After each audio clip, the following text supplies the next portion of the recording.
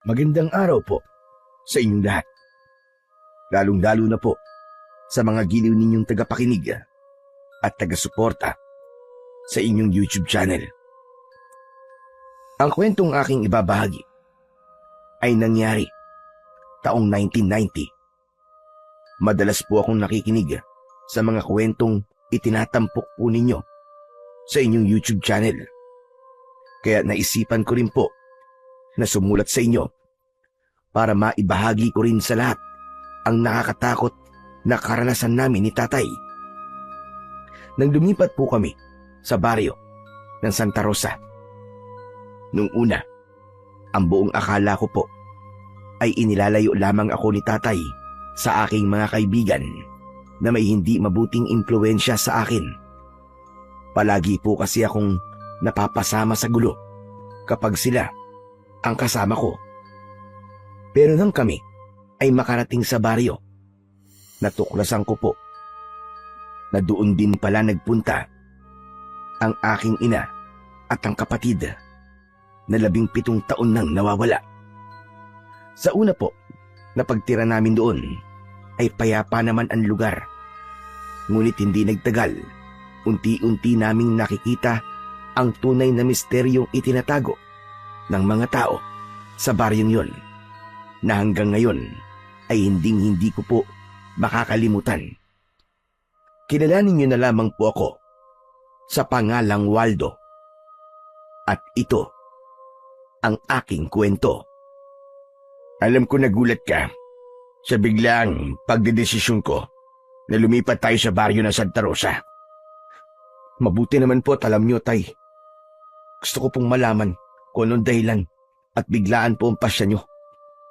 Marami akong dahilan, anak. Inilalayo lamang kita sa mga kaibigan mo na hindi magandang impluwensya sa'yo. Palagi ka nalang napapasama sa gulo. Natutuwa ka ba ng ganon? Na tinatawag ka nilang berador? Tay, ipinagtatanggol ko lamang po ang aking sarili. Kung di po ako lalaban sa kanila, lumalabas po na duwag ako. At kapag hinayaan ko naman po sila, baka ako naman po ang pinaglalamayan ngayon. Kaya nga iniiwas na kita sa kanila, anak. Hindi sa lahat ng oras ay palagi mo may pagtatanggol lang yung sarili. Paano kung bigla na lamang may tumaydor sa'yo? Iisa lang ang buhay, anak. Kaya sana'y mag-iingat ka. At bilang ama mo, masyado na ako nag-aalala para sa'yo. Kaya tama lang ito naging desisyon ko, ang lumipat sa baryong yon. Hindi po ako naniniwalang yun lang po ang dahilan nyo, tay. Sa palagay ko po, meron pa po kayong hindi sinasabi sa akin. Ay nako, Waldo. Bahala ka na sa gusto mong isipin. Teka, bakit naman hanggang dito nakasukbit ang itak mo sa bewang mo? Kaya siguro pinagtitinginan tayo ng mga tao kanina Dahil dala mo yan. Itago mo na nga yan. Tay, pati ba naman to, pinakikialaman niyo pa? Hindi kita pinakikialaman. Ilagay mo sa tamang lugar ang pagdadala mo ng itak. Para ka namang sasabak sa gera niyan Nasa loob tayo ng buso.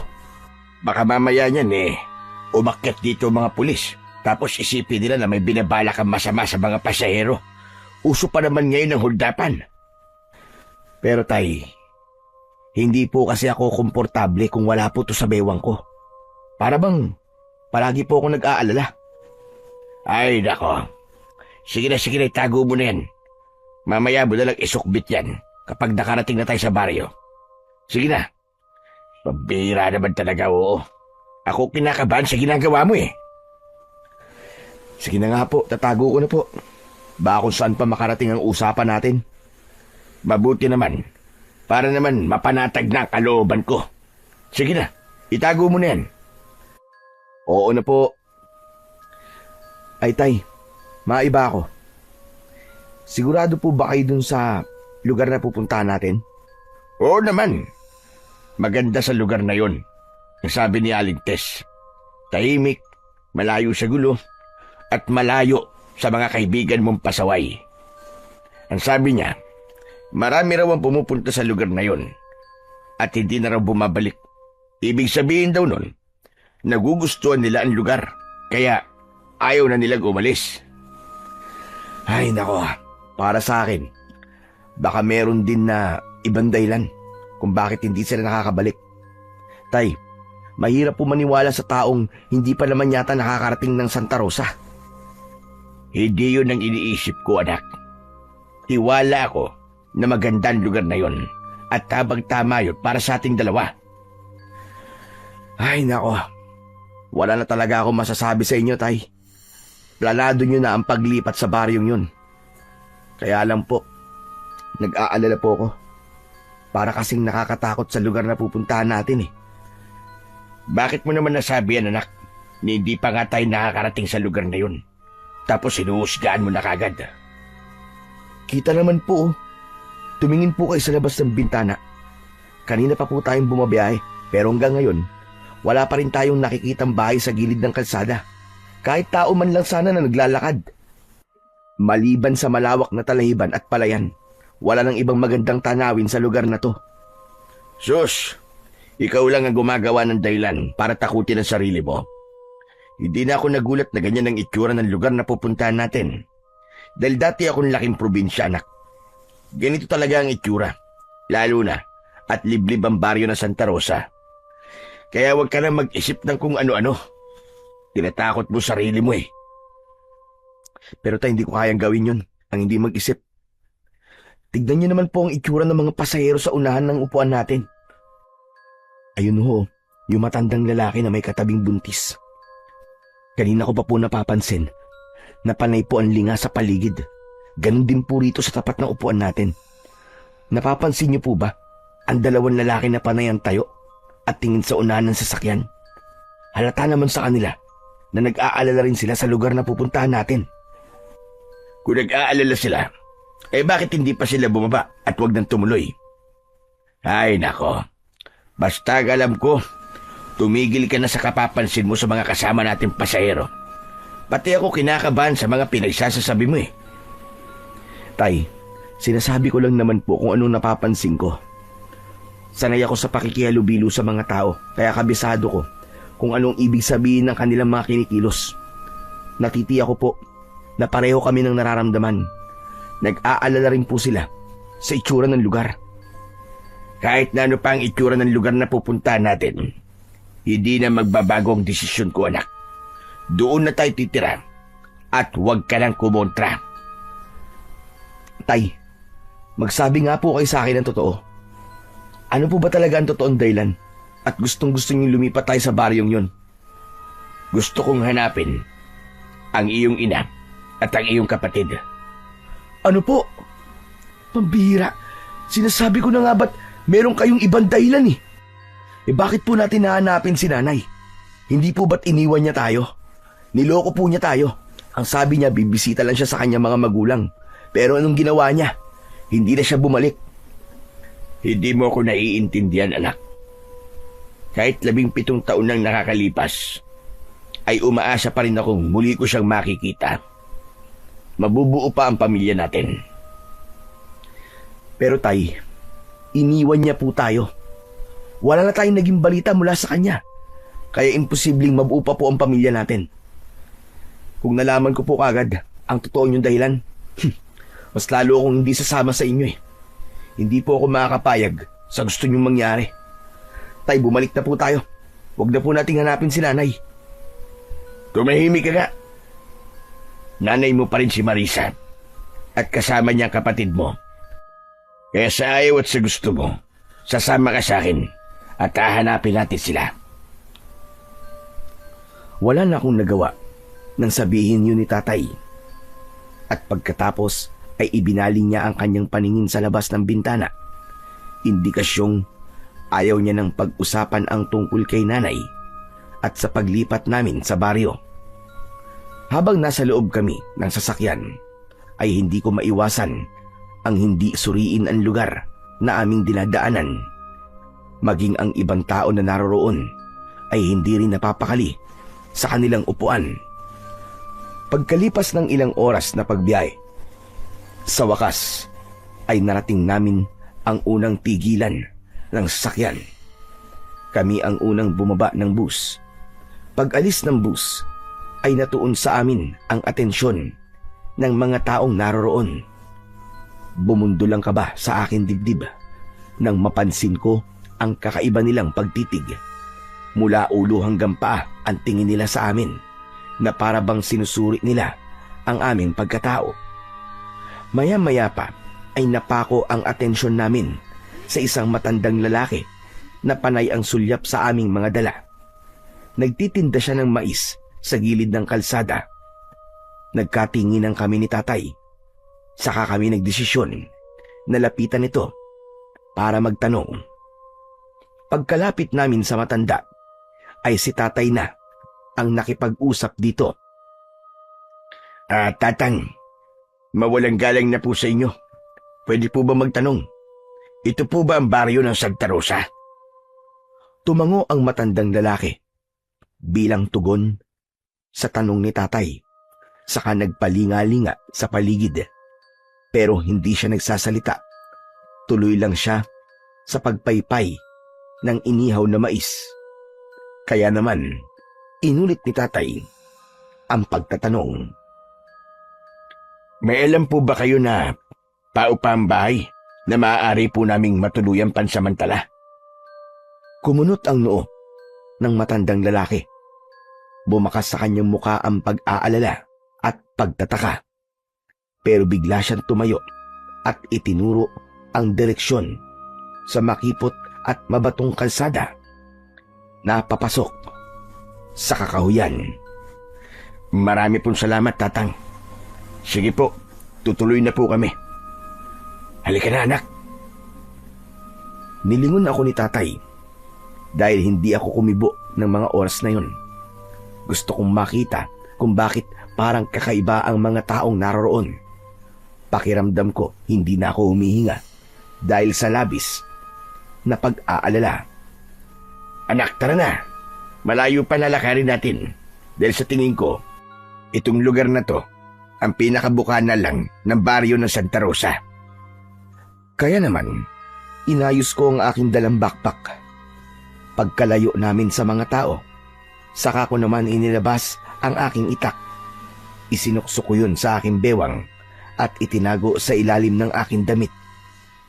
Pagkatapos nun, ay nagsimula na kaming maglakad ni tatay. Habang tinatahak namin ang daan, ay mas lalo akong nakaramdam ng pagkailang.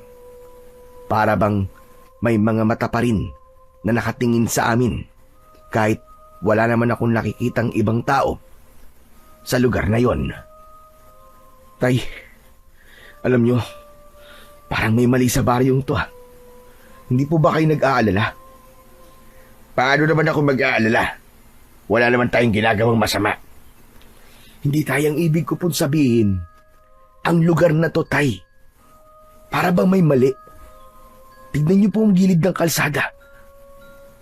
Malalalim ang bangin. Wala akong makitang mga bahay na nakatayo at masyado pong tahimik. Hindi po ba't parang nakapagtataka? Walang nakapagtataka sa ganun, anak. At isa pa, ito nga ang gusto ko eh. Malayo sa kaguluhan, tahimik ang paligid, at kahit papano, mapapanatag na ang loob ko na mailalayo na kita sa mga kaibigan mo. Pero tay, hindi po ako mapapanatag sa lugar na to. Huwag ka na nga mag-isip ng kung ano-ano, anak. Wala ka na rin naman magagawa eh. Nandito na tayo. Bilisan mo na lang ang paglalakad para makahanap na tayo ng bahay. Sa palagay niyo po ba, tay? Tama po ang daan na to. Nagsasabi po kaya ng tamang direksyon ng matandang lalaki kanina? Oo naman. Kaya nga sa matandang lalaki ako nagtanong eh, para hindi tayo lokohin sa direksyong ituturo niya sa atin. Nakaayan na oh. May nakasulat sa arko. Ito na nga ang baryo ng Santa Rosa. Dahil nakita ko rin ang nakasulat sa arko, hindi na ako nagtanong. Ipinagpatuloy na lamang namin ang paglalakad papasok sa lugar na yon. At sa loob nun, tumambad sa aming paningin ang mga bahay na gawa sa kugon at kawayan. Malalayo ang distansya ng mga bahay sa bawat isa. At ang mga tao, abala sila sa kanilang mga gawain. Nang makita nila kami, pumasok sila sa kanilang bahay at pinagsarahan kami ng mga bintana at pintuan. Hala, tay! Bakit po sila nagtatago? Siguro, hindi sila sanay na may dayo sa kanilang lugar. Ganun lang yun. Ay nako, hindi ko na po alam kung ano pa ang iisipin ko sa lugar na to eh. Isa pa, napansin ko po na malalaki ang katawan ng mga lalaki rito. Para bang hindi sila gagawa ng maganda, tay. Sus, lahat na lang pinapansin mo. Ano naman kung malaki ang katawan? Ay, ewan ko sa'yo, anak. Iba talaga ang mga lalaki sa probinsya, yan ang tatandaan mo. Sanay sila sa mabibigat na trabaho at sa trabahong bukid.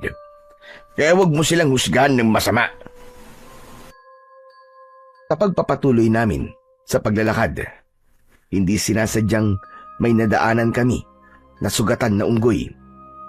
Nanginginig ang kanyang katawan at nanghihingi sa amin ng pagkain.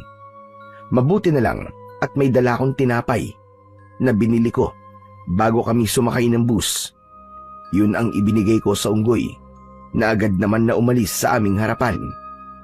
Sinundan namin ang unggoy, ngunit nawala siya sa madilim na bahagi ng kakahuyan. Kawawa naman po ang unggoy na yun, tay.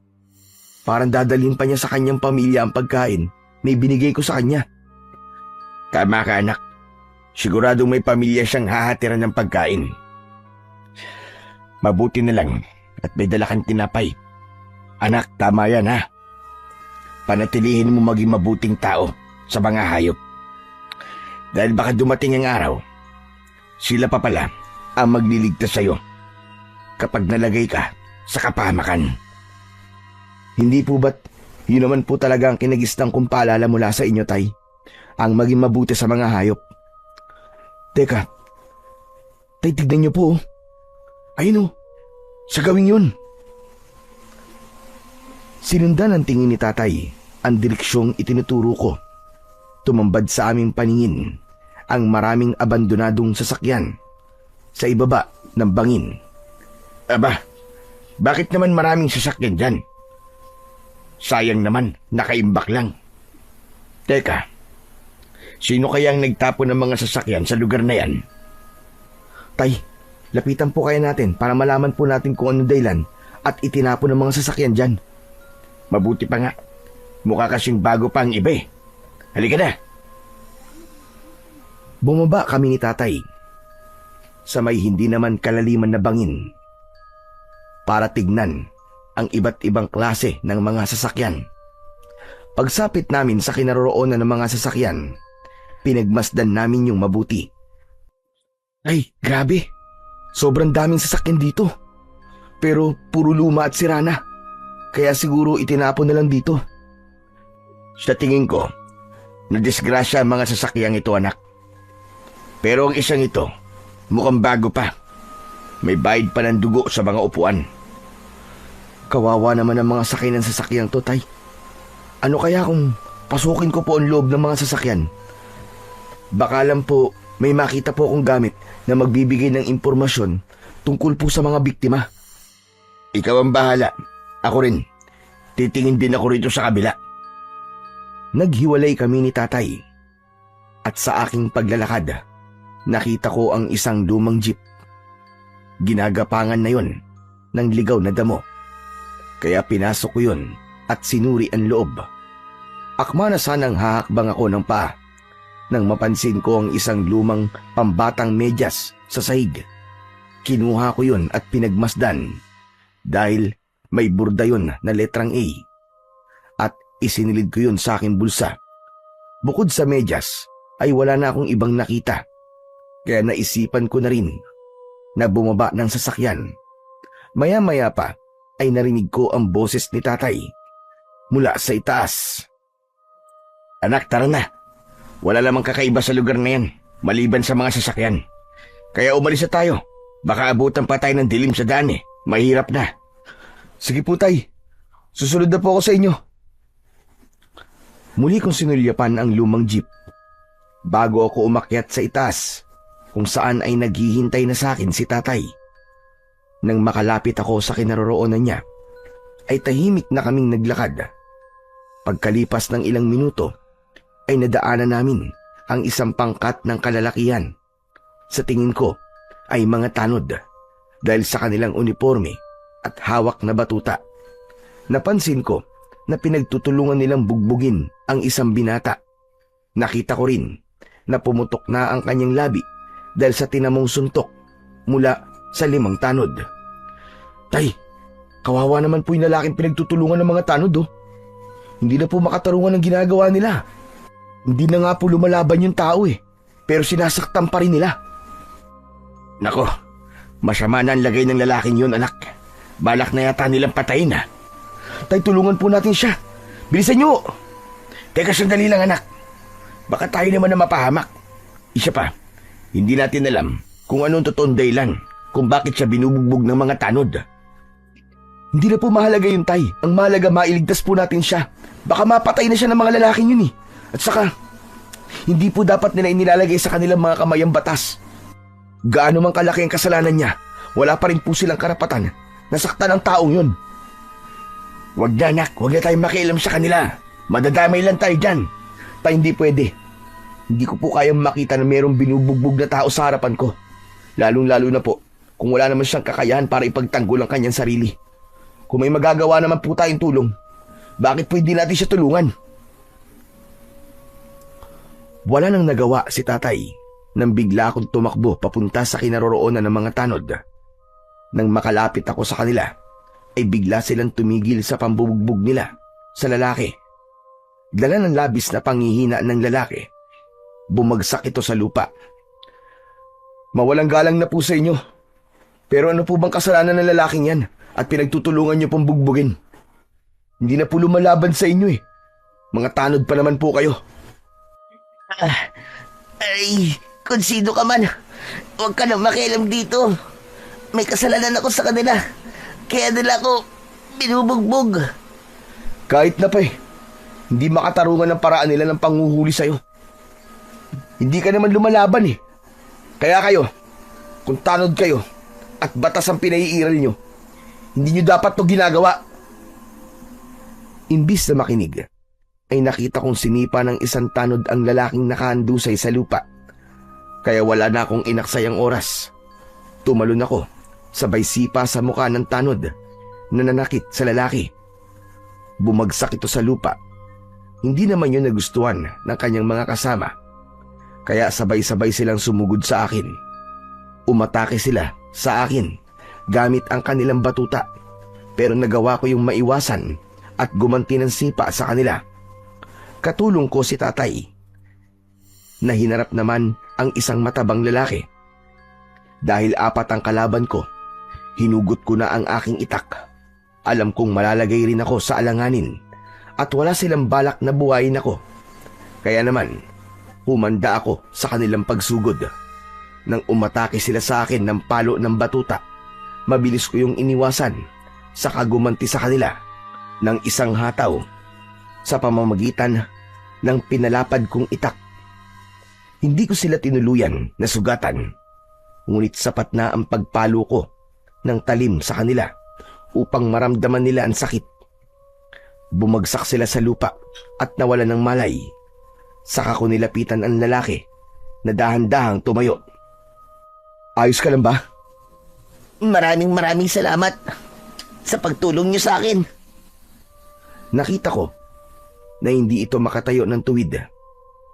Pinunasan niya rin ng kamay niya ang umagos na dugo mula sa kanyang pumutok na labi. Pagkatapos ay pinagmasdang kaming dalawa ni tatay. Akala ko katapusan ko na. Mabuti na lang at napabagsak niyo sila. Nakahanap din sila ng katapat. Ay, siya nga pala. Ako nga pala si Estong.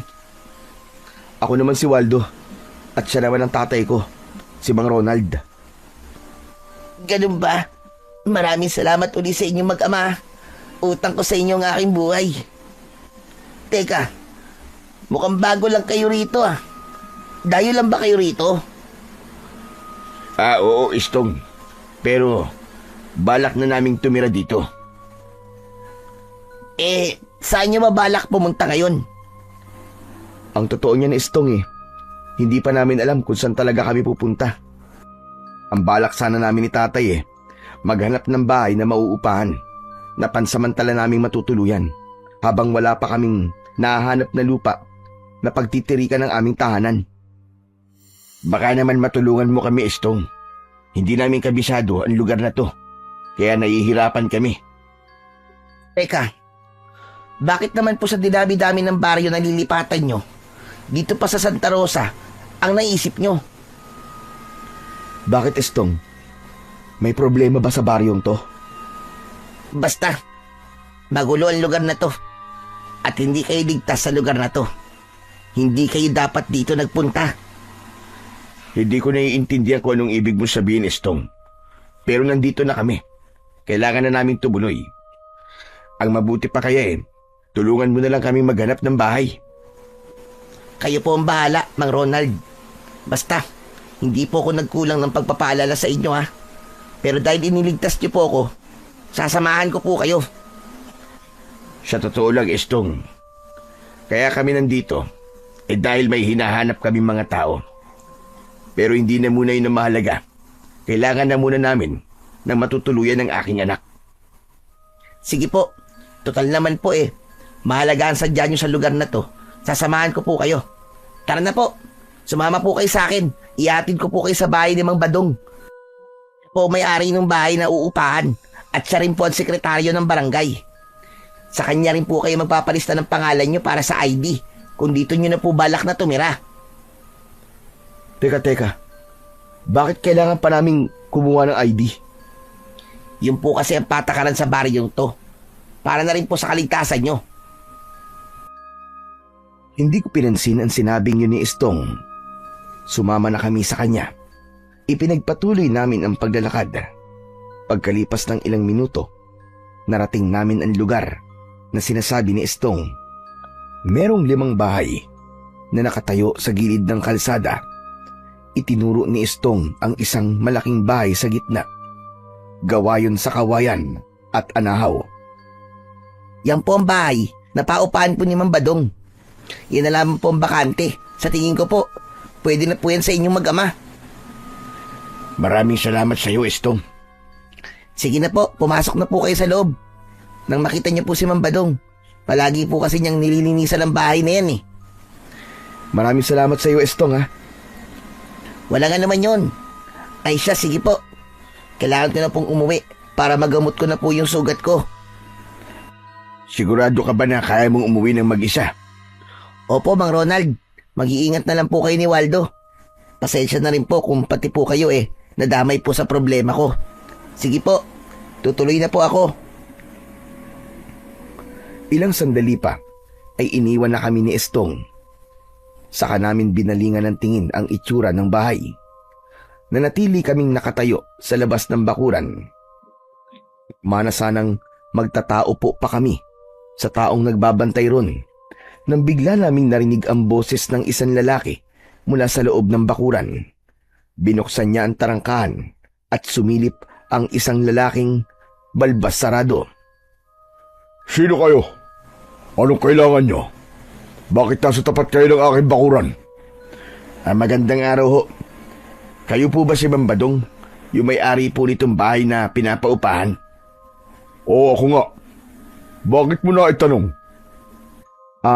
Dito po kasi kami itinuro ni Estong. Si Estong? Opo, siya nga po. Teka. Bakit nga ba kayo dinala rito ni Estong? Kailangan kasi namin ng anak ko ng bahay na matutuluyan. Balak kasi namin na dito tumira sa baryo nyo. Kapag nakahanap na kami ng bahay na permanente naming matitiran, lilipat kagad kami. Wala namang masama kahit tumagal pa kayo sa bahay ko. Mahalaga naman ang bayad. Mabuti naman ang baryo namin na napili niyong lipatan. Maganda sa lugar namin. Tahimik at malayo sa gulo. Isa pa, matagal ng bakante ang bahay na to. Kaya kahit hindi kayo nagmamadali sa paghanap ng inyong matitiran, ayos lang. Mabuti naman pala kung ganun. Halina kayo sa loob, pumasok na kayo. Naku pagpapasensyaan nyo na kung hindi kagandahan ng bahay ko. Pero sigurado, na magiging komportable naman ang pagtira nyo rito. Maiba nga pala ako ng usapan. Napansin ko na para bang hindi kayo pamilyar sa akin. Mukhang dayo lamang kayo sa lugar namin at nanggaling pa kayo sa malayong lugar. Tama ka, Badong. Gusto ko kasing tumira sa baryo na tahimik at malayo sa gulo. Nako, ang Santa Rosa ang sagot sa lugar na gusto mo. Pero bago yon, kailangan niyo muna magparehistro sa akin sa barangay at kumuha ng ID para naman masabing opisyal na kayong residente ng aming baryo. Teka, sino nga ba kayo ulit? Ronald na lang ang itawag mo sa akin. At siya naman ang aking anak na si Waldo. O sige, tutal naman at nagkakaintindihan na tayo. Ayos na ba sa inyo ang itsura ng bahay? Oo, Badong. Maganda naman ang lugar. Kung ganun, bukas mo na lang ako bayaran sa upa ng bahay. Kailangan ko pa kasing umalis Pumunta na lang kayo sa barangay hall para sa ID. At dun mo na lang din isabay ang bayad O bueno, bago ako umalis, ay ililibot ko muna kayo sa kabuuan ng bahay. Tumangulang ang aking ama sa sinabing yun ni Mang Badong. Nauna siyang naglakad sa amin. Kasunod kami. Sa pagpasok namin sa loob ng bakuran, bumungad sa amin ang maraming halaman na namumulaklak sa paligid. Ganon din ang matataas na puno na nakadagdag sa ganda ng itsura ng bahay. Ngunit sa kabila ng magandang tanawin na aking nakikita, hindi naman maipaliwanag ang kabang nararamdaman ko ng mga sandaling yun. 1,000 lang ang upa sa bahay ko sa loob ng 1 buwan. Libre na ang tubig. Kaya lang, wala tayong kuryente rito. Meron kaming libreng gasera na nilalagyan nyo ng gas. Meron nagtitinda ng gas sa lugar na to, kaya hindi rin naman magiging mahirap para sa inyo. May karpyo ang baryo namin. Pagpatak ng 10:00 ng gabi, kailangan nasa loob na kayo ng pamamahay nyo. Dahil kung hindi, binubugbog ng tanod ang sino mang mauhuling pasaway. Nag-iingat lang kami sa mababangis na hayop na gumagala kapag gabi. Teka, bakit naman po bugbog ang parusa sa mga lumalabag ng karpyo? Matitigas kasi ang ulo ng mga tao rito Kapag mabait ang nagpapatupad ng karpyo, binabaliwala nila ang batas. Samantala kung tutuusin naman, ay para rin yun sa kanilang kaligtasan. Kaya naman, napipilitan kami na bigyan sila ng marahas na leksyon. Nang marinig ko yun, bigla kong naalala ang nangyari kay Estong. Siguro ay lumabag siya sa karpyo, kaya nasaktan siya. Nagkatingin ang kami ni tatay at bumakas sa kanyang muka ang pag-aalala. Siya nga pala. May mga kapitbahay kayo rito. Huwag nyo na lamang silang papansinin kung ano makikita nyo sa kanila. Para iwas away. Sige, Badong. Gagawin namin ang mga sinabi mo. Maraming salamat. Kung ayos na sa inyo ang mga napag-usapan natin, maaari na kayong pumasok sa loob ng bahay at ibaba ang inyong mga gamit para naman makapagpahinga na kayo ng maayos. Basta kapag may problema kayo, huwag kayong mahiyang magsabi sa akin Malapit sa barangay hall ang bahay ko at hindi naman yun malayo rito. Basta mga biniling ko, iwasan yung lumabas ng bahay lalo na kung gabi na. Abay nagkalat kasi ang mababangis na unggoy sa paligid. Marami pong salamat, Mang Badong. Mag-iingat po kayo. Tumango si Mang Badong bilang tugon sa sinabi ko. Subalit, palihim siyang napasulyap sa aking mga dalang gamit. Maging ang aking bewang kung saan ay nakatago naman ang aking itak. Nang tuluyang makaalis si Mang Badong, pumasok kami sa loob ng bahay. Malinis ang bahay. Walang ibang gamit maliban sa gasera at kaldero. 2 ang silid at sakto yun sa aming 2 ni tatay. Nang maiayos namin ang aming mga gamit, ay nagpahinga kami sa loob ng aming kwarto. Pagsapit ng gabi, bigla kaming nakarinig ng huni sa labas ng aming bahay, kaya hindi ako nakatiis. Bumangon ako at pumasok sa loob ng kwarto ni tatay. Nadatnan ko na nakaupo siya sa gilid ng katre. Ay, naririnig niyo rin po ba ang huni ng hayop sa labas? Oo naman, kanina pa. Parang baboy na gumagala. sa loob ng bakuran natin. Tay, tignan po natin. Parang sinisira po niya ang mga tanim eh. Lumabas kami ng bahay para tignan kung baboy nga ba ang aming naririnig. Nanlaki ang aming mga mata nang tumambad sa aming paningin ang halos kasing laki ng tao na baboy ramo. Mataba yun at abala sa pagdudukal ng lupa gamit ang ungos. Panay din ang kanyang huni at napapansin ko, para bang ordinaryong eksena lang yun sa mga taong nakatira sa lugar na yon, dahil nakita ko silang pinapanood ang ginagawa ng baboy ramo. Pero agad din silang pumasok sa loob ng kanilang bahay. Mukhang sanay na ang mga tao sa baboy ramo na yan ha. Wala naman po nabanggit si Ma'am Badong tungkol po sa baboy ramo, tay. Wala namang kakaiba sa hayop na yan, anak. Kaya siguro, hindi niya na binanggit. Baka mamaya lang umalis na rin yan dyan. Kung sa bagay naman po, mukhang mabait naman po ang baboy ramo at sanay sa mga tao. Hala, sige na, pumasok na tayo sa loob ng bahay at matulog. Gusto ko na magpahinga. Pumasok kami sa loob ng bahay at hinayaan ng baboy ramo sa labas. Nagtungo kami sa aming mga kwarto. Pagkatapos ay nahiga at agad din na nakatulog. Kinabukasan ay maagang nagising si tatay. Ginising niya ako dahil kailangan naming kumuha ng ID sa barangay. Mabilis naman akong bumangon sa katre, naligo at nagpalit na rin ng damit. Nilakad lang namin ang kalsada papunta sa kinaroroonan ng barangay hall. Habang tinatahak namin ang daan, ay natanaw namin sa unahan ang mga taong nagkakagulo sa nakatigil na sasakyan. Napakunot ang aking noo dahil pamilyar sa akin ang bus. Nagmamadali kaming lumapit ni tatay at tumambad sa aming paningin ang maraming patay. Tay, hindi po ba't ito yung sinakyan nating bus kahapon? Hala, Diyos ko po, ito nga yun, anak. Abay, ano kaya nangyari sa kanila? Mabagin langit. Lahat sila ay pinatay. Tay, brutal po silang pinatay. Sobra naman po sinapit nila. Tama ka, anak. Wakwak ang kanilang tiyan at nawawalang kanilang mga mata at putol pa ang kanilang mga kamay. Parang nilapa ng mabangis na hayop. Bigla akong kinalibutan, anak. Muntik na tayo ron. Tama po kayo, tay. Mabuti na lang at nauna tayo bumaba sa kanila. Kung nagkataon, kasama po tayo sa mga bangkay na yan. Pero ang tanong, sino kaya ang pumatay sa kanila? Sinasabi ko na nga ba't kakaibang lugar na to, tay? Dahil sa mga nangyari, mas lalo po akong hindi mapalagay ngayon. Parang ang hirap paniwalaan ng mga nangyari sa kanila, anak. Baka sa kanilang mukha ang takot. Sa nila lang na pumatay sa kanila. Para silang nakakita ng isang mabangis na halimaw. Hindi halimaw ang pumatay sa mga yan. Isang mabangis na unggoy ang pumatay sa kanila. Palagi siyang gumagala sa gabi. Napatingin kami sa pinagmumulan ng boses. Nakita namin na nakatayo si Ma'am Badong sa aming likuran.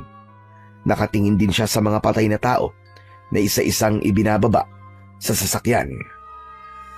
Ma'am Badong, paano po nangyari to? Sila po kasi yung mga nakasama namin sa biyahe kahapon. Ah, sila ba? Naku, maswerte kayo. Nakaligtas kayo sa tiyak na kamatayan. Teka, akala ko ba sabi mo kahapon tahimik ang baryo nyo? Bakit may ganito? Yan nga ang isa sa mga dahilan ng kinatatakutan namin. Masasabi ko maganda ang aming baryo, pero palagi naman kaming ginagambala ng misteryosong pangyayari na kagaya ngayon. Ang ibig mong sabihin hindi lang ngayon nangyari to? Tama ka. Matagal ng sakit ng ulo namin lahat ang nangyayaring ito sa mga bus na pumapasok sa baryo namin. Kung meron kayo napansin na tambakan ng mga sasakyan sa gilid ng bangin, ay ganito rin ang nangyari sa mga sakay noon.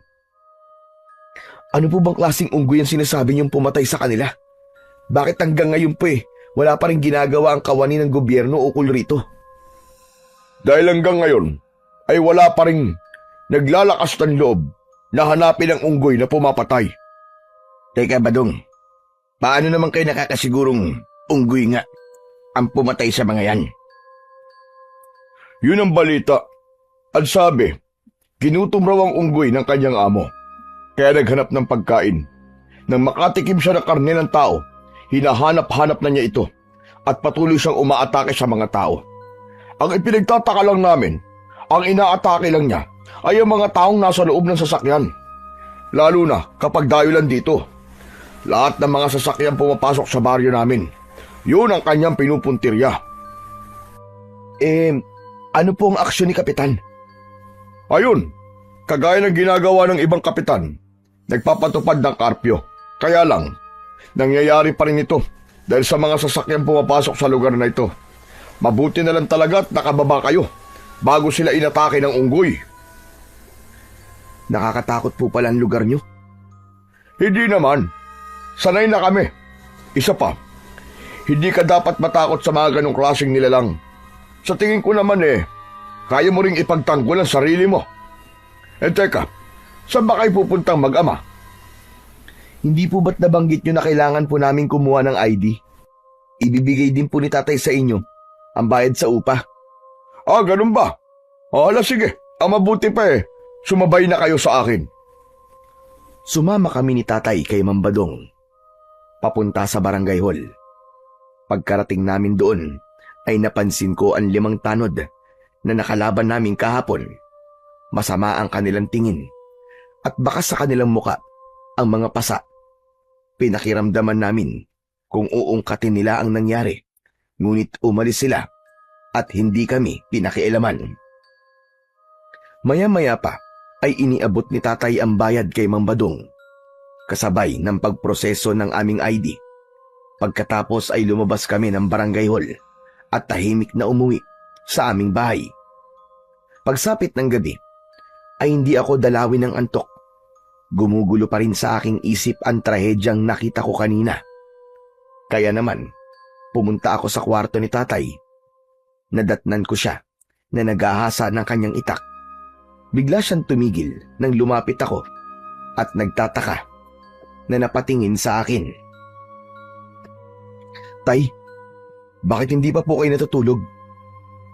Gumugulo kasi sa isip ko ang nangyari sa mga kasama natin sa bus.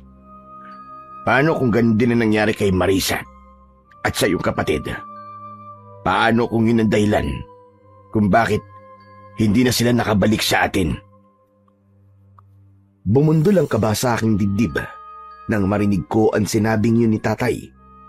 Pagkatapos tumayo siya at lumapit sa akin. Bumakas ang pag-aalala sa kanyang muka. Anak, ano sa palagay mo ang totoong nangyari sa mga kasama natin? Hindi po ako sigurado, tay. Hindi po ako naniniwalang unggoy po ang pumatay sa kanila. Ano po kaya kung ngayong gabi magmatsyag po tayo sa paligid, katulad po ng ginagawa natin doon sa baryo natin? Sigurado ka ba sa plano mo, anak? Opo, tay. Ito lang po naiisip kong paraan para malaman natin kung ano ang katotohanan. Kahit hindi ko po kilala mga kasama natin sa sasakyan, nalulungkot pa rin po ako sa mga nangyari sa kanila. Gusto ko pong malaman kung ano po talaga ang totoong sinapit nila. Bibigyan ko po sila ng hustisya. Pero anak, hindi na natin problema yun. Baka mamaya tayo naman ang mapahamak sa gagawin natin. Pero tay, hindi rin naman po ako matatahimik kung mananatili tayong buhay at ang mga kasama natin ay pinatay lahat. Paano naman po yung mga pamilya nila na nag-aalala sa kanila? Isa pa, tay, paano po kung ganun din nga nangyari kay nanay at sa kapatid ko? Parang gusto ko po magsisi sa mga sinabi ko kahapon tungkol kay nanay. Bigla po ako natakot, tay. Paano po kung kasama sila sa mga naging biktima ng mabangista nila lang na yun? Diyos ko, sana naman ay hindi, anak. Sana ay hindi sila napahamak. Para akong binuhusan ng malamig na tubig sa labis na pag-aalala para sa aking ina at kapatid. Nang mga sandaling yon ay para bang bigla kong nawalan ng pag-asa na buhay pa sila. Dahil doon, mas lalo kong inasam na mahanap ang nilalang na pumatay na mga pasahero sa bus. Ang mabuti pa, anak, Gawin na natin kung ano naiisip mong plano. Hala, sige na. Ihanda mo na ang mga dadali natin. Magmamatsyag tayo sa paligid. Pero kapag wala tayong nakita, uuwi rin tayo kagad. Para hindi tayo mahuli nang nagpapatupad sa karpyo. Opo, tay.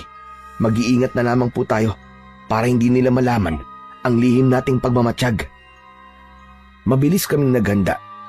Nagsuot kami ng sombrero upang wala kagad makakilala sa amin kung sakaling may makakakita sa amin. Isinukbit din namin ang aming itak sa bewang. Hindi kami nagdala ng gasera dahil maliwanag naman ang sikat ng buwan. Maingat kaming lumabas ng bahay at tinaak ang kalsada papunta sa kinaroroonan ng sasakyan. Pagdating namin doon, wala ng tao. Tay, may naisip ako. Ang mabuti po, magpanggap po tayong pasahero. Malay niyo po, biglang bumalik ang nilalang na umatake sa kanila. Ang ibig mo sabihin ipapain natin ang sarili natin, ganun ba? Opo tay, ganun na nga. Baka gumana po naiisip kong plano. Sumang-ayon sa akin si tatay. Umakyat kami sa bus at naupo sa unahan ng sasakyan upang madali kaming makita. Pagkatapos ay nakiramdam kami sa paligid. Anak, sigurado ka ba? Nagagana ang plano mong ito. Baka may makakita pa sa atin dito. Isipin nila na tayo ang pumatay sa mga pasahero sa bus. Tay, magtiwala po kayo sa akin. Dati ko na po itong ginagawa kapag may gusto po akong hulihin. Isa pa, naniniwala po ako na kung ang mga pinapatay ng nilalang ay ang mga taong nasa loob ng bus, maaaring makahanap po kagad tayo ng katibayan kung anong klaseng nilalang ang pumatay sa kanila. Kung sa bagay, may punto ka naman, anak. Matagal kaming naghintay roon, subalit wala kaming napansin na kakaibang kilos sa paligid. Pagkalipas ng halos 20 minuto, narinig namin ang ugong ng isang baboy ramo. Nagkatinginan kami ni tatay at napatingin sa labas ng sasakyan. Tumambad sa aming paningin ang baboy damo na abala sa pagdudukal ng lupa. Yun din ang baboy damo na nakita namin sa loob ng aming bakuran kagabi. Matagal namin siyang pinagmasdan. Pambihira naman baboy damo na yan, tay. Kung saan-saan po siya nakakarating. Tuwing gabi ko lamang siya nakikitang kumakain at nagdudukal ng lupa. Sadyang ganyan naman ang baboy ramo, anak. Tsaka, wala namang kakaiba sa baboy ramo na yan. Mabuti ngayon at baka yan pa maging dahilan para magpakita sa atin ng unggoy. Tay, baka naman po hindi unggoy ang pumatay sa mga pasahero. Baka naman po ang baboy ramo na yan. Imposible yun, anak. Wala namang balita na pumapatay ng tao ang mga baboy ramo. Kung unggoy, pwede pa. Nagkakamali po kayo, tay. Meron din pong napapabalita na minsan nang pumatay ng tao ang isang baboy ramo. Magsasalita pa sana ako nang biglang dumating ang isang babaeng unggoy. Karga niya ang kanyang sanggol. Bigla itong bumagsak sa lupa mula sa sanga ng puno at hindi na kumilos. Nanatili siyang nakatayo habang nakatingin sa baboy ramo. Nakatayo rin ito at nakipagtitigan sa unggoy. Mabilis ang tibok ng puso ko dahil ang buong akala ko aatakihin ng unggoy ang baboy ramo. Ngunit nagkamali ako. Inatake ng baboy ramo ang unggoy. Akmasa ng lulundag ang unggoy, ngunit naunahan ito ng baboy ramo. Kinagat nito kagad sa tiyan ng unggoy at itinakbo papunta sa madilim na bahagi ng kakahuyan. Tay, sundan po natin ang baboy ramo. Halika, bilisan mo. Kailangan malaman natin kung saan niya dinala ang unggoy. Bumaba kami ni tatay sa sasakyan para sundan ang baboy ramo. Tinahak namin ang masukal na kagubatan. Pagkalipas ng ilang minuto, ay biglang tumigil sa pagtakbo ang baboy ramo.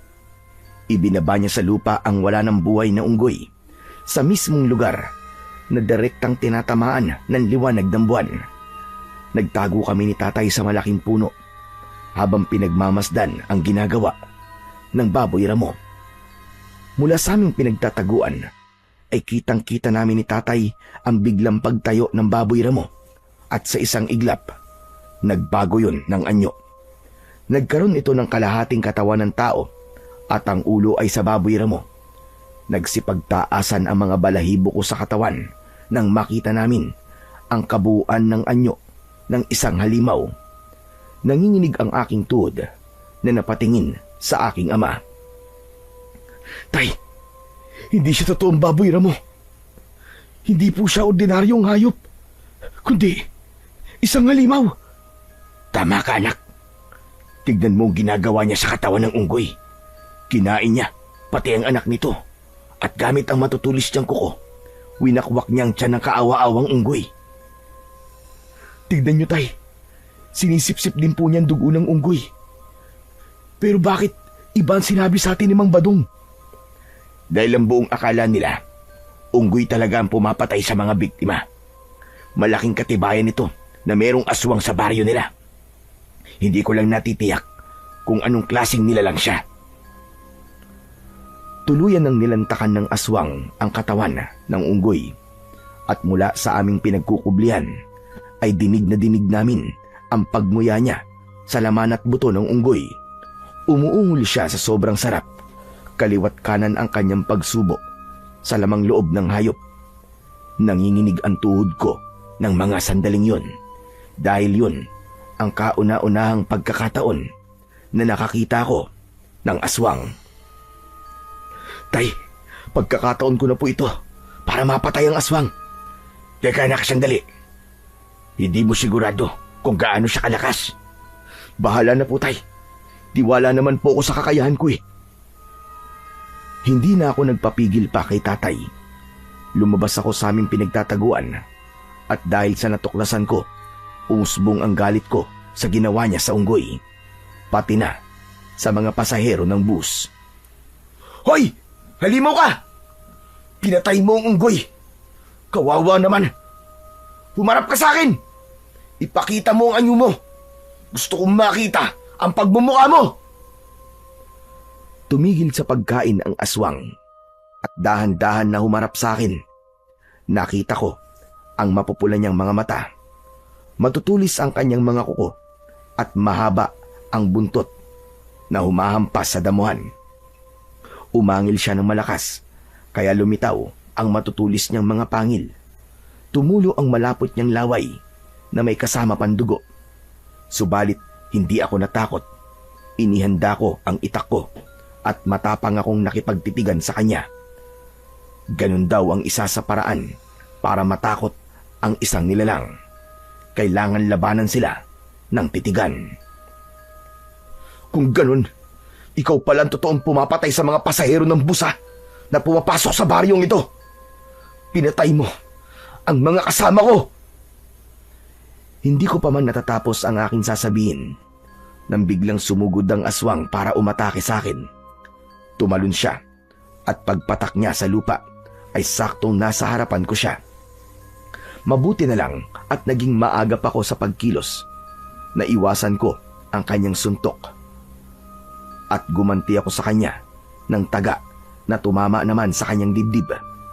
Sinundan ko yun ng pagsuntok sa kanyang muka.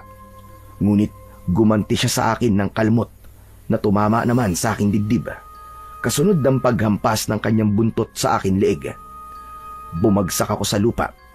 Kaya naman, sinamantala ng aswang ang pagkakataon habang nangihina pa ako. Niluhuran niya ako sa tiyan at paulit-ulit niya akong sinuntok sa muka. Nang iangat niya ang kanyang kamay, nakatutok sa akin ang matutulis niyang mga kuko.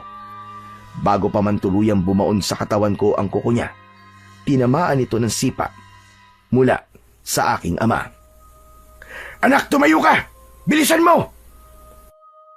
Kahit masakit ang aking katawan, pinilit ko pa ring bumangon at mahigpit kong hinawakan ng aking itak. Sumugod ako sa kinaroroonan ng aswang at hindi ko na hinintay na siya ay makabangon. Agad kong ibinaon sa kanyang dibdib ang hawak kong itak. Umangil siya ng malakas. Hindi ko alam na isa pala yung hudyat ng pagtatawag niya ng kanyang mga kasama. Akala ko nag-iisa lang ang aswang na baboy ramo, kaya nagulat kami ni tatay nang lumitaw sa likod ng mga puno ang maraming baboy ramo. Nag-anyo rin silang kagaya sa kalaban ko. Inatake nila kami, ngunit hindi ako nagpatinag. Nakipagpambuno kami ni tatay sa mga aswang. Tinamaan ako ng kalmot at kagat ng aswang sa aking binti. Si tatay naman ay tinamaan din ng kagat sa braso. Napasigaw siya sa labis na sakit. Kaya lumapit ako sa kanya at tinaga ang aswang hanggang sa bumagsak ito sa lupa. Ay, umalis na kayo! Ako na pong bahala rito! Hindi anak, lalabanan natin sila. Pero tay, parami po sila ng parami! Hindi nakinig sa akin si tatay. Tuloy lang siya sa pakikipaglaban sa mga aswang. Kaya naman, kahit nararamdaman ko ang panghihina, ay nakipaglaban pa rin ako sa mga aswang. Akala ko, katapusan na namin ng mga sandaling yon. Pero may biglang dumating. Si Estong, iniligtas niya kami. May dala siyang umuusok na bunot ng nyog, saka inihagis sa mga aswang. Nang kumalat ang makapal na usok sa paligid, nagsipulasan ang mga aswang. Umatras sila at lumayo. Kumalat ang amoy ng insenso sa paligid, kasunod ng pagsaboy ni Estong ng mga asin sa mga aswang, hanggang sa tuluyang mawala sila sa madilim na kakahuyan. Diyos ko! Waldo! Mang Ronald! Anong ginagawa niyo rito? Mabuti na lang po at narinig ko kayo. Teka, may mga sugat po kayo sa katawan na. Sinasabi ko na nga ba't kayo naririnig ko sumisigaw eh. Waldo, ano? Kaya mo bang maglakad? Oo, kakayanin ko, Estong. Agad akong inalalayan ni Estong para tumayo. Pagkatapos ay nilapitan namin si tatay na sinisira ang laylayan ng kanyang damit para itali yun sa sugat niya sa braso.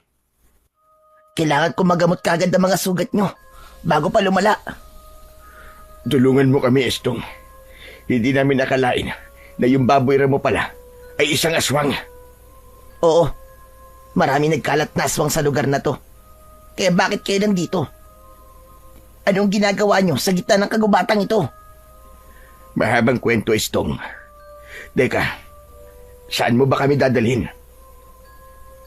Kay Lolo Tahir po. Matutulungan niya po tayo.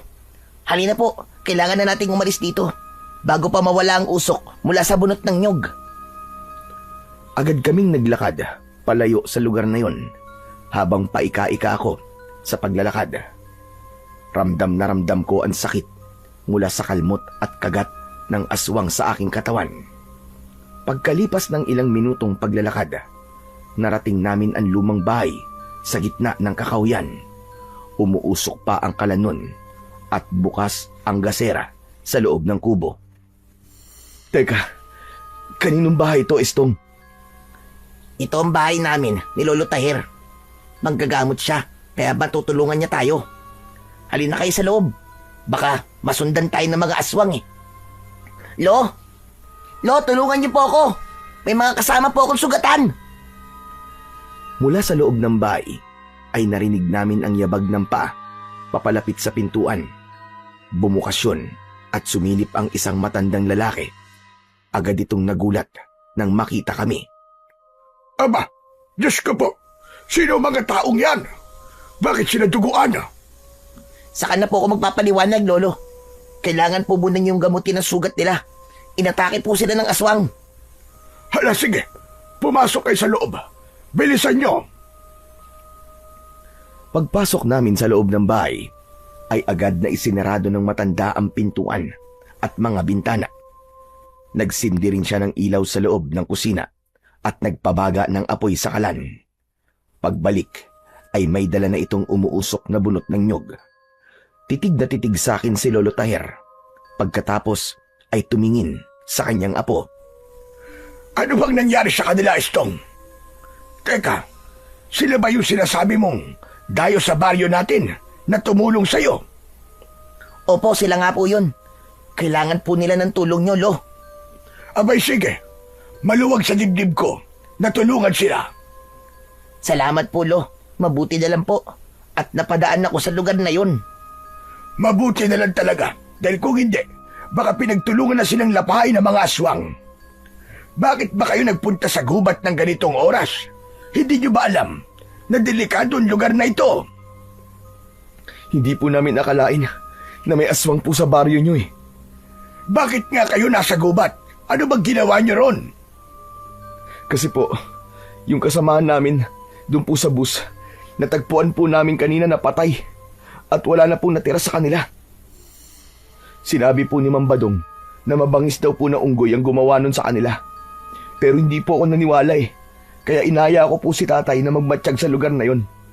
Hindi naman po namin nakalain na yung baboy ramo pala ay isa pong aswang.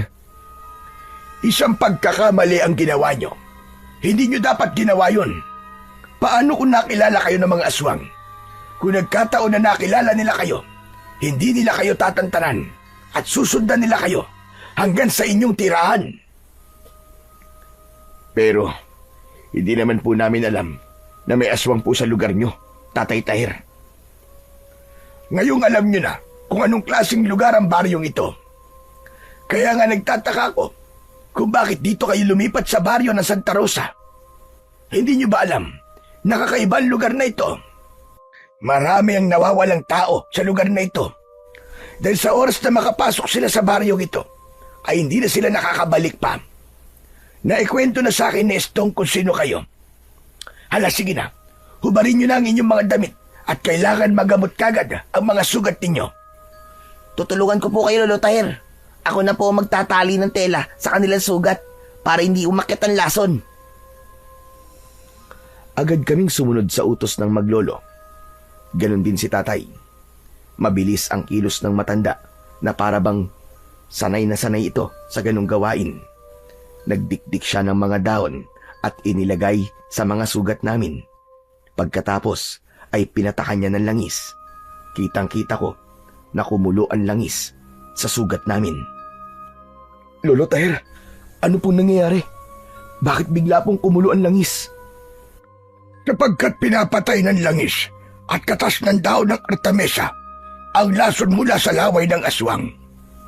Kapag kumalat ang lason, mapaparalisa ang buong mong katawan. Pagkatapos ay mahahawa kayo ng aswang. At kaya naman kumukulo ang langis dahil sinisip-sip nito ang lason. Kapag nawala na ang pagkulo, ibig sabihin, wala na ring lason sa sugat nyo. At hindi nyo na mararamdaman ang sakit. Ano po bang klaseng aswang ang umatake sa amin, Lolo Tahir? Sila ang mga aswang nawok. Isang nilalang na mukhang baboy ramo. Mabangis silang nilalang dahil ultimo buto ng tao ay hindi nila pinapalampas at agad na kinakain. Paborito nila ang kamay ng tao. Kaya pala karamihan sa mga bangkay ng pasahero ay walang kamay. Bakit po hanggang ngayon ay malaya pa rin silang nakakapambiktima? Dahil mahirap silang kalaban. Mabangis, mabilis kumilos, at malinaw ang mga mata sa gabi. Mabuti na lang talaga at nakasuot kayo ng sombrero. Hindi nila kayo nakilala. Matagal na po ba kayong nakatira dito, Tatay Tahir? Oo naman, matagal na kaming nakatira at nakakulong sa baryong ito. Ano pong ibig sabihin yung nakakulong kayo sa baryong ito? Nakulong kami rito. Matagal na kaming biyag ng mga aswang na awok. Wala sa amin ang nakakalabas ng buhay sa baryong ito. Pinatay nila ang pamilya ko at maging ang aking anak na matagal ko nang hindi nakikita. Pinatay nila sa loob mismo ng sinasakyan niyang jeep. Mabuti na lang at nailigtas ko ang aking apo na si Estong. Kung ganun po, wala na pong pamilya si Estong? Oo, tama ka. Ulila na siya. Ang baryo ng Santa Rosa ay pugad ng mga aswang na awok. Pinangangalagaan nila ang kanilang lahi sa pamamagitan ng pagpatay sa mga dayo na pumapasok sa lugar na ito. Marami rin silang mga biyag doon sa kanilang kuta. Diyos ko, kung ganun, patay na po ang lahat ng mga taong pumasok sa baryong ito. Ganun ho ba? Tila naramdaman ko ang pagdadalamhati sa boses ng aking ama nang sabihin yun. Biglang pumasok sa isip ko sina nanay at ang kapatid ko. Marahil ay patay na rin sila. Dala ng galit ay napakuyom ang aking kamao. Maya-maya pa ay si Estong naman ang nagsalita. Lahat ng mga taong nakapalibot sa atin ay mga aswang. Kaya mahirap magtiwala sa kanila. Kung ganun, nakakulong na rin kami ni tatay sa pugad ng mga aswang. Tama ka, Waldo. Kung naaalala nyo, nung nadaanan nyo akong pinagtutulungang bugbugin ng mga tanod, nahuli nila akong lumapit sa mga bihag para magbigay ng pagkain sa kanila. Lumabag ako sa karpyo, kaya yun, sinaktan nila ako at balak sanang patayin. Mabuti na lang at dumating kayo. Kung pinapatay nila ang mga dayo, bakit kami? Hindi nila kami pinatay. Dahil natalo nyo sila sa laban. Naghahanap sila ng tiyempo ngayon para patayin din kayo. Pero dahil nakakuha kayo ng ID, hindi nila muna kayo gagalawin. Kapag natuklasan nila na alam nyo lang tungkol sa kanila, sa kanila kayo papatayin. Sinasabi mo bang nagpapanggap kayong walang alam tungkol sa kanila para mabuhay kayo? Oo. Kaya nga, umaarte akong walang alam at inilapit ko pa kayo sa pinakapinuno ng aswang. Teka, sandali. Si Mang Badong ba ang tinutukoy mo, Estong? Opo, Mang Ronald. Siya po ang pinakapinuno ng mga aswang na awok. Sandali. Kung si Mambadong ang pinuno ng aswang, bakit wala pa rin kayong ginagawa? Humahanap lang kami ng tiyempo, Waldo.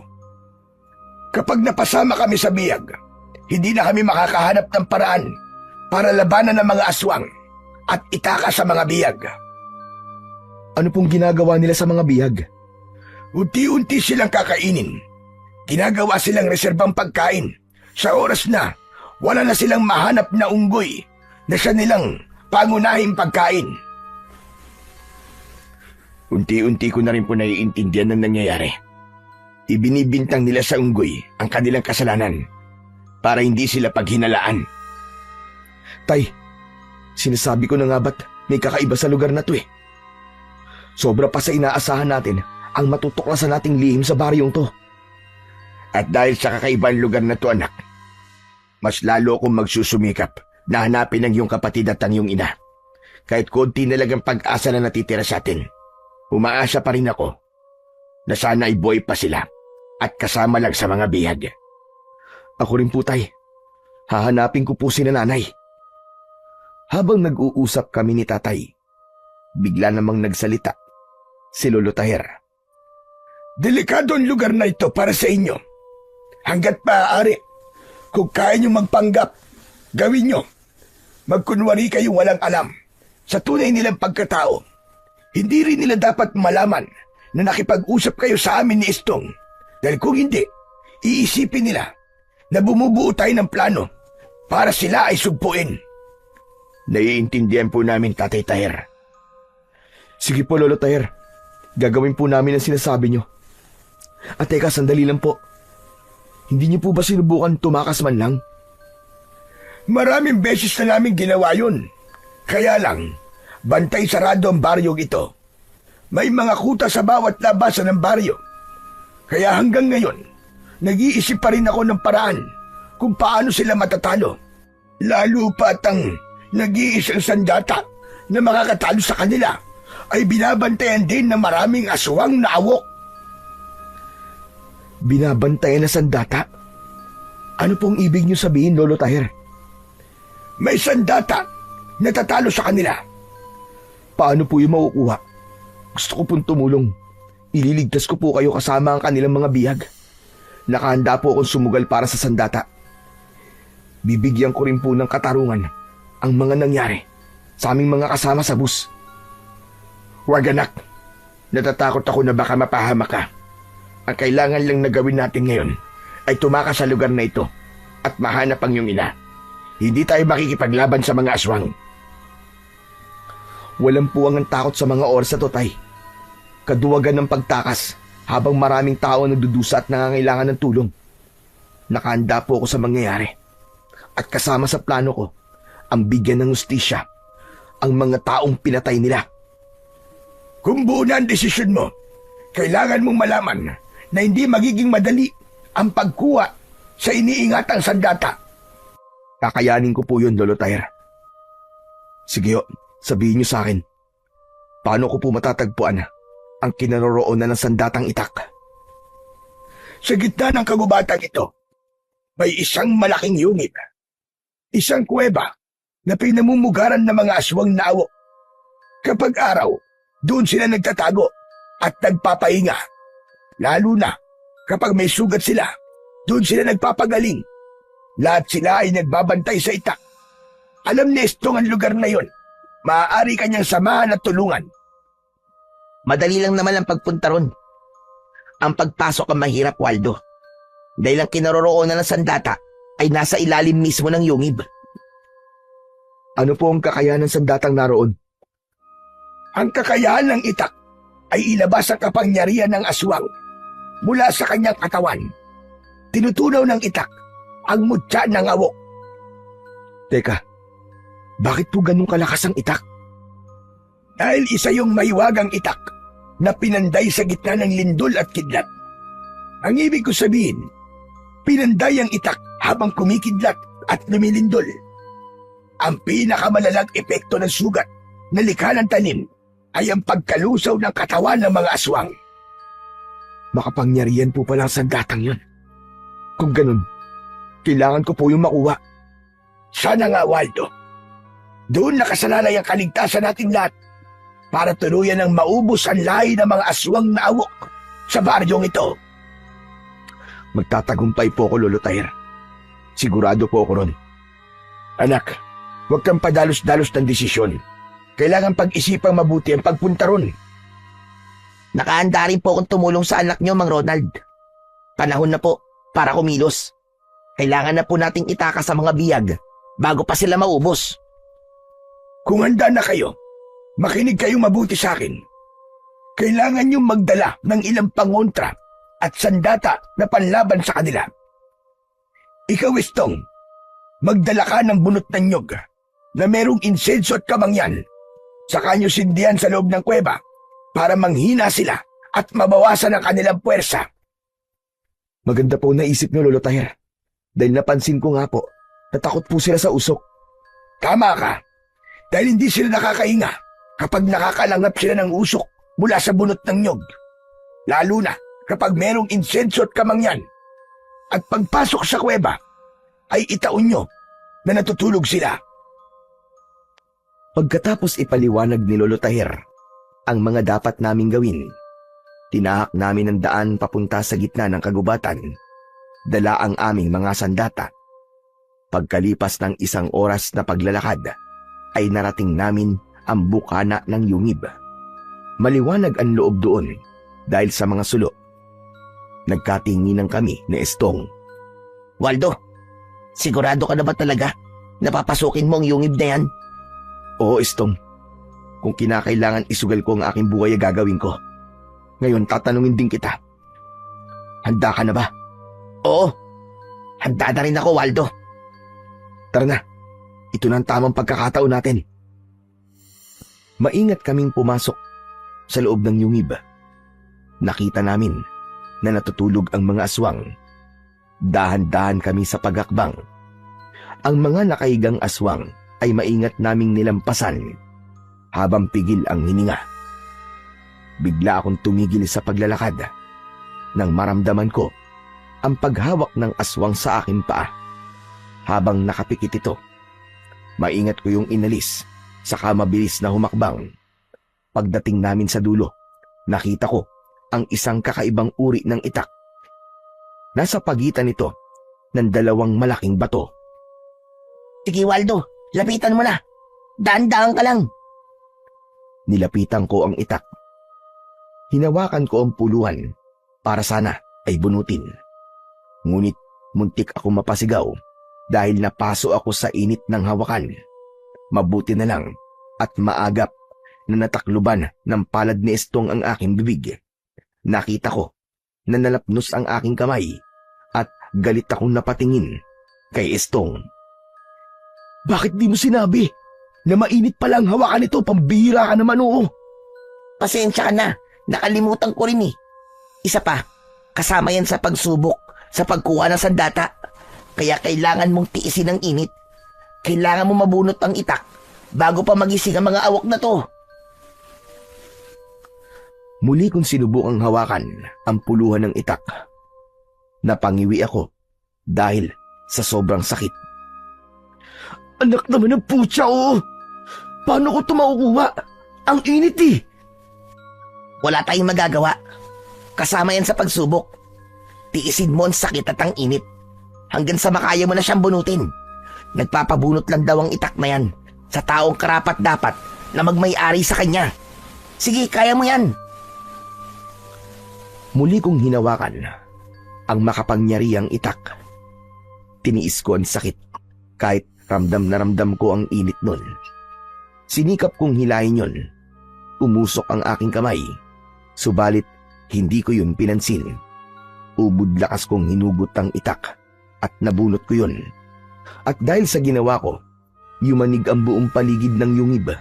Kaya't nagising ang mga aswang. Naalarma kami ni Estong at napasiksik sa pader na bato. Yari na! Nagising ang mga aswang, Waldo! Ngayon ko masusubukan ang kapangyarihan ng itak na to. Napuno ng pag-angil ang loob ng yungib. Hindi kami makalis dahil nakaharang sila sa lagusan.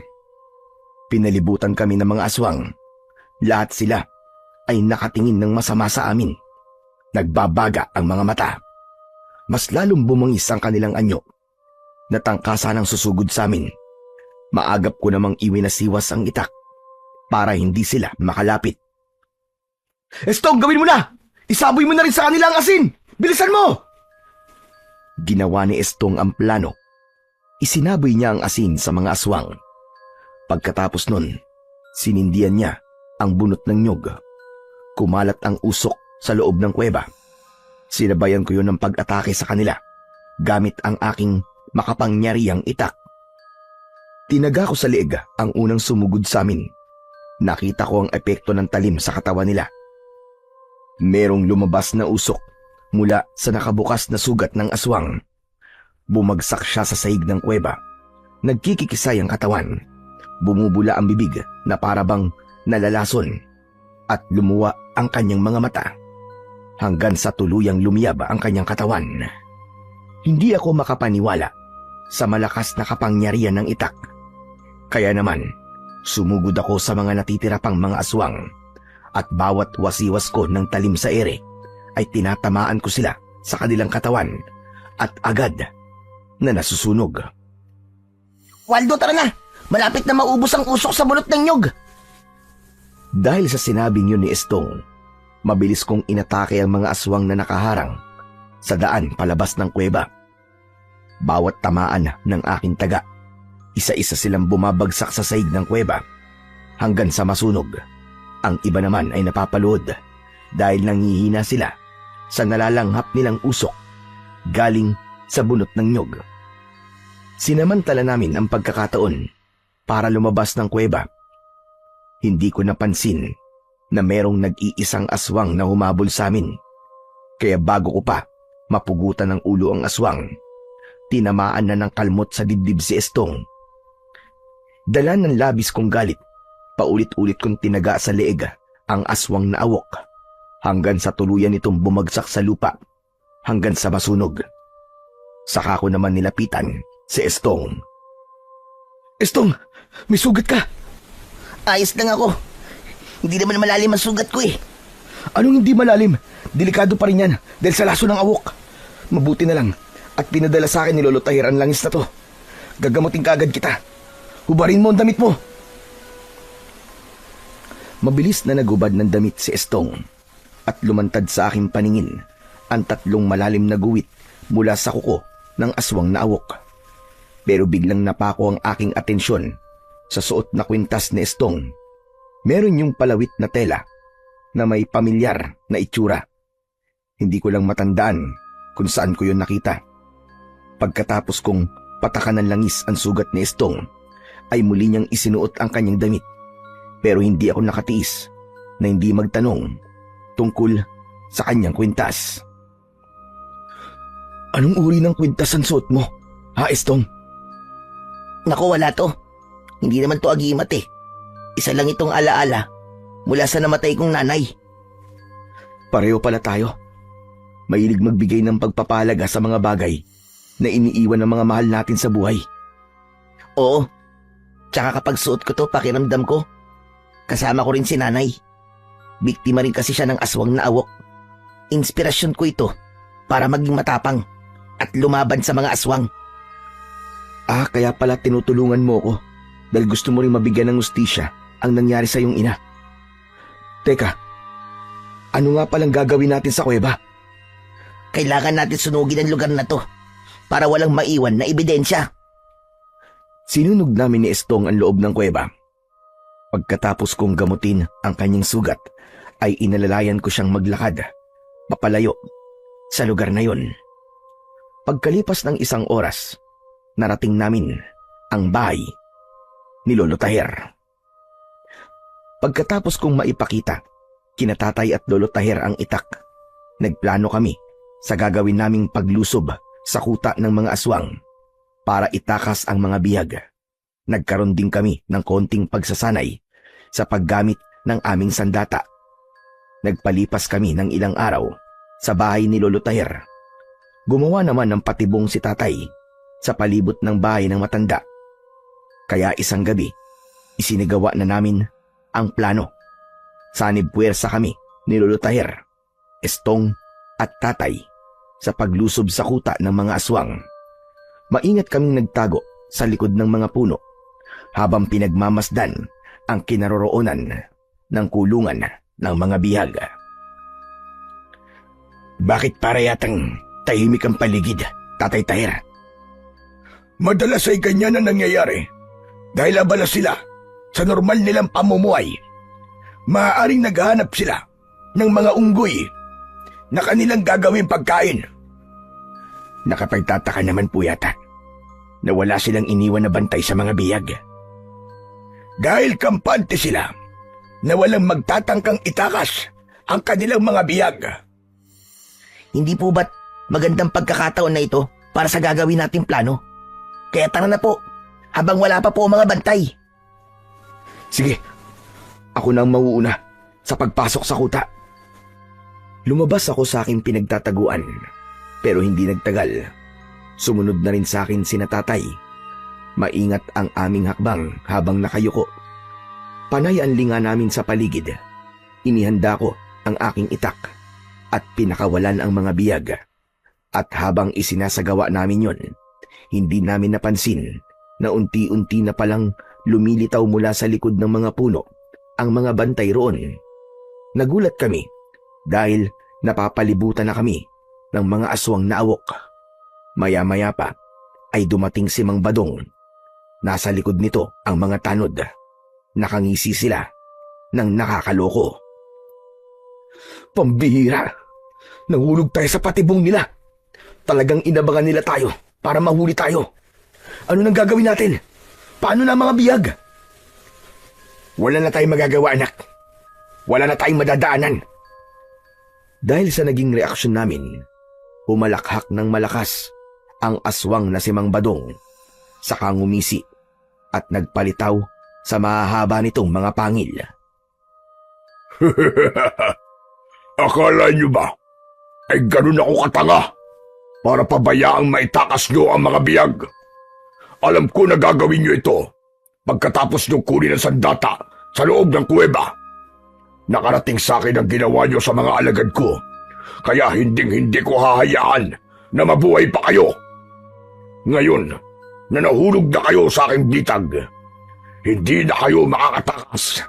Ito na ang magiging katapusan ninyo! Hoy! Pangit na aswang! Huwag ka na magpanggap dahil kilala ka na namin, Mang Badong! Mabuti naman at kilala niyo na ako. Alam ko na rin kung anong dahilan kung bakit lumipat kayo sa baryo ko. Hinahanap niyo ang pamilya niyong sakay ng jeep. 17 taon na ang nakakalipas. Tandang-tanda ko pa ang isang babaeng pinatay ko. Kamukhang-kamukha siya ng anak mo, Ronald. Nagmamakaawa siya. Nabuhayin ko ang anak niya at siya na lamang ang patayin ko. Hindi ba't ang babaeng pinatay ko ang hinahanap nyo? Tama ba? Hayop ka! Demonyo ka, Mambadong! Magbabayad ka sa pagpatay mo sa nanay ko! Papatayin kita! Dala ng bugso ng aking damdamin. Sumugod ako kay Mambadong. Akma ko na sana siyang tatagain nang biglang nilapitan ng mga alagad niya ang aking mga kasama. Subukan mo lang na lumaban. Kung hindi, mamamatay ang mga kasama mo. Sige, ibigay mo sa akin ang itak. Bilisan mo! Ano ko, tanga? Hindi ko ibibigay sa'yo ang makapangyarihang itak na to! Dahil nakipagmatigasan ako sa pinuno ng mga aswang na si Mambadong, ipinabugbog niya sina tatay sa mga alagad niyang aswang, kaya wala na akong nagawa kundi ang isuko ang makapangyarihang itak. Teka, tama na! Tama na, Mambadong! Huwag niyo silang saktan! Mabilis ka naman palang kausap eh. Sige, itali ang lapastangan na yan! Maya-maya pa, naramdaman ko ang paghawak ng mga aswang sa tigkabilaan kong braso. Saka inilapit sa puno at iginapos sa kuroon. Matitikman mo ngayon ang pagpapahirap na hindi mo pa nararanasan sa buong buhay mo. Pakiwalan mo ang anak ko, hayop ka! Tayong dalawa maglaban! Duwag ka! Duwag! Dahil sa galit ni Mambadong, nilapitan niya si tatay. Pagkatapos ay sinuntok niya ito sa muka. Inutusan niya rin ang mga alagad niyang awok na bugbugin sina Istong at ang matanda na si Lolo Tahir. Tama na yan! Tama na! Huwag mo silang inamay!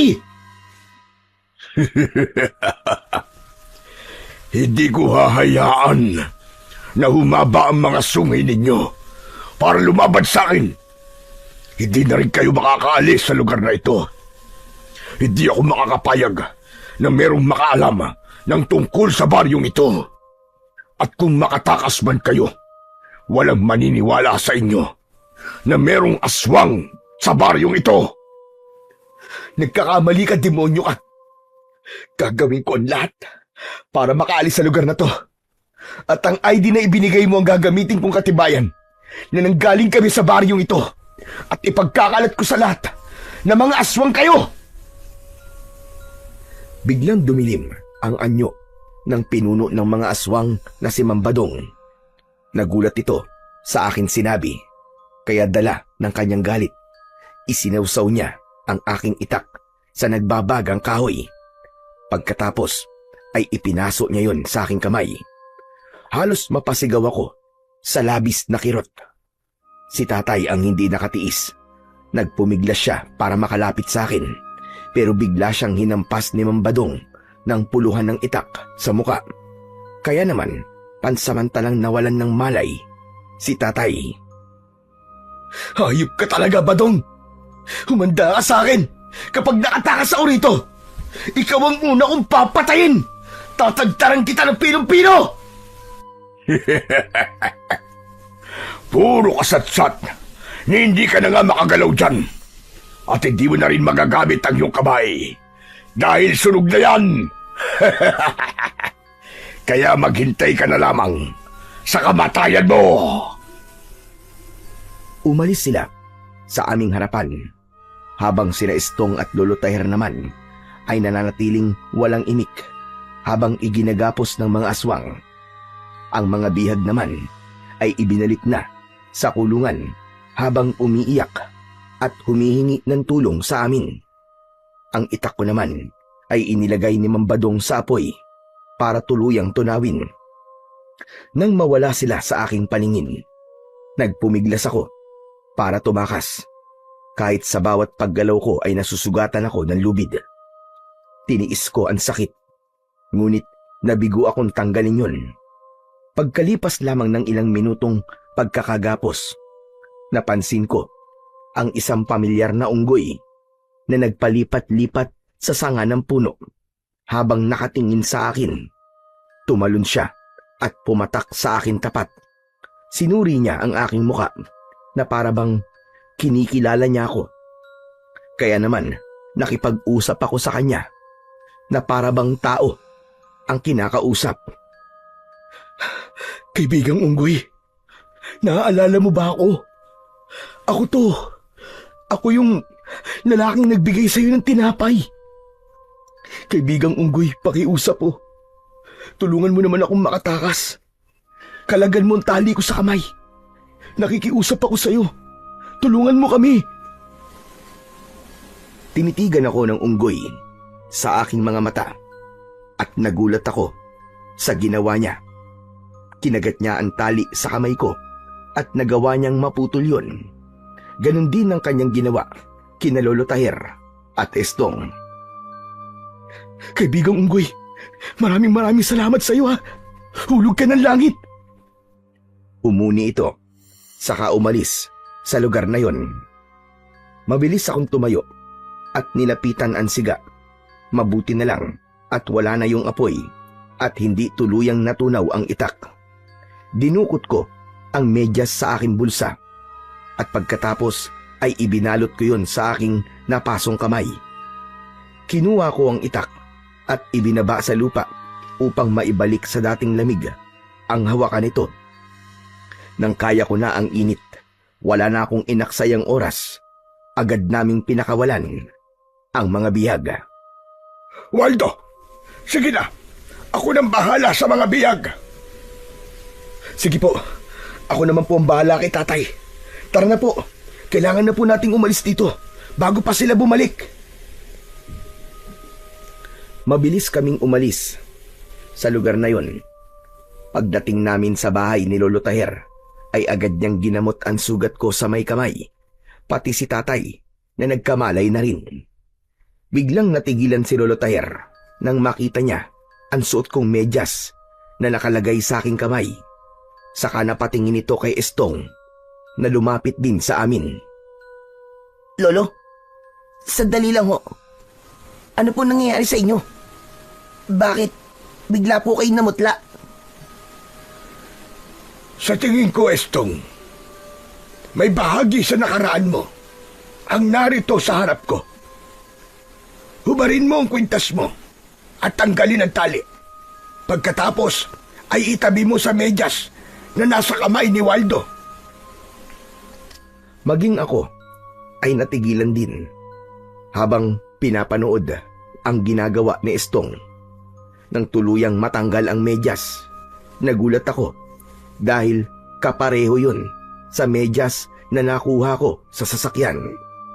Si tatay ang hindi nakatiis dahil pamilyar din sa kanya ang itsura ng medyas.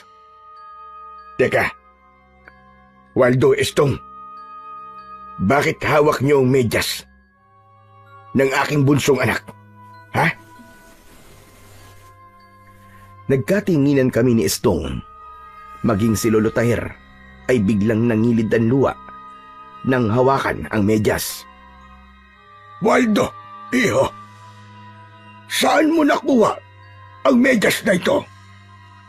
Dun po, sa may lumapon sasakyan sa loob ng jeep. Hindi ko po alam na pag-aari pala ito ng kapatid ko. Kung ganun, ang hinahanap mo na sinasabi mong ina ay si Marisa ba? Lolo, paano naman po napasali sa usapan ang pangalan po ni nanay?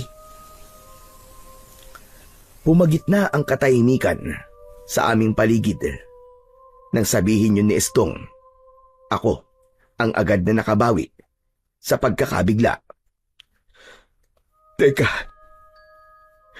ibig ba't sabihin si Estong ang nawawala akong kapatid?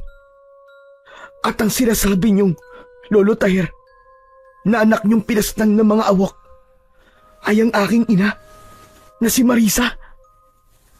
Oo, Waldo. Diyos ko, sobra namang magbiro ang tadhana. Paano nangyari ito? Na dito pa tayo, nagkita-kita. Ngunit ako ay nagpapasalamat sa pangyayaring ito. Hindi ko na napigilan ang aking sarili. Niyakap ko ng maigpit si Estong.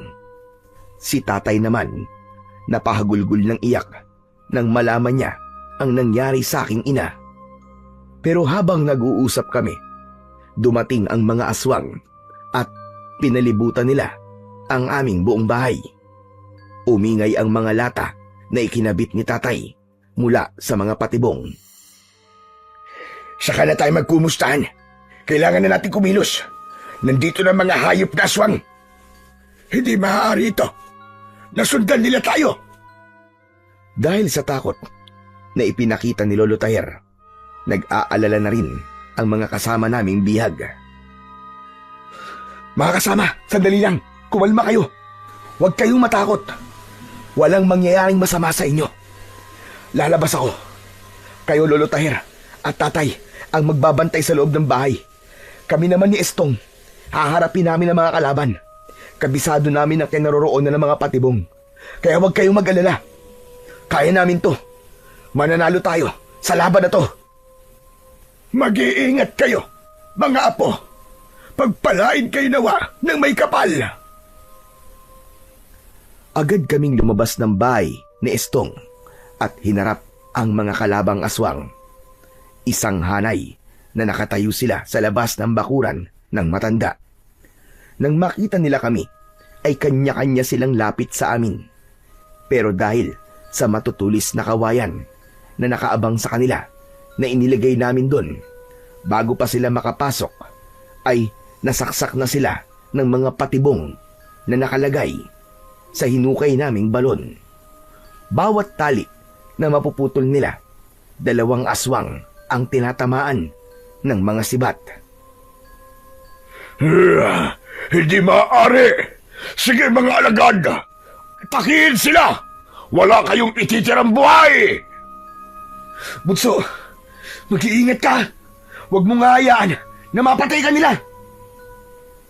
Isang tango ang itinugon sa akin ni Estong at sabay kaming sumugod. Umatake ako ng taga sa kanila, papalapit sa nakatayong pinuno nila. Lumundag ako ng mataas at tumalon din si Mambadong para salubungin ako sa ere. Tinamaan niya ako ng kalmot sa dibdib. Tinamaan ko rin naman siya ng taga sa balikat. Unti-unting umusok ang sugat niya, ngunit patuloy pa rin siyang lumaban sa akin. Sinuntok niya ako na agad ko namang naiwasan. Sa aking pagtayo, tinaga ko siya sa leeg at sinundan ko pa yun ng sipa sa kanyang dibdib.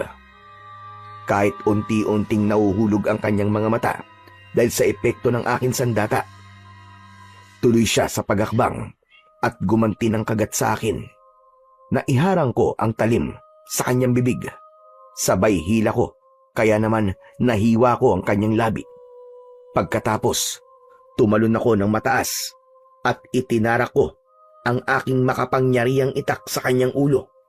Doon na nagsimula ang pagbula ng kanyang bibig. Hayop ka, demonyo ka.